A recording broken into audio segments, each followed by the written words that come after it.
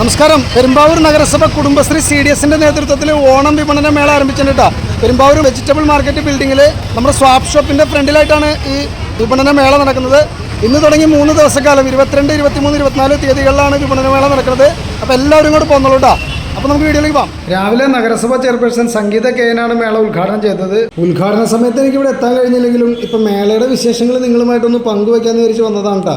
കുടുംബശ്രീ അമ്മമാരും സ്ത്രീകളും സ്വന്തം കൈകൊണ്ട് തയ്യാറാക്കിയ ഒരുപാട് ഉൽപ്പന്നങ്ങളാണ് ഇവിടെ ഒരുക്കിയിരിക്കുന്നത്. വീടുകളിൽ ഉണ്ടാക്കുന്ന അച്ചാറുകൾ, പലതരം പൊടികൾ, പാക്കേജ് ഉൽപ്പന്നങ്ങൾ, പുളി, ഭക്ഷ്യവസ്തുക്കൾ കൂടാതെ നല്ല ശുദ്ധമായ വെളിച്ചെണ്ണയും പച്ചക്കറിയും ഇവിടെ ലഭ്യമാണ് കേട്ടോ. മായം ചേർക്കാതെ വിശ്വാസത്തോടെ വാങ്ങാൻ കഴിയുന്ന നല്ല ഉൽപ്പന്നങ്ങൾ വളരെ കുറഞ്ഞ ചിലവിൽ ഇവിടെ ലഭിക്കും.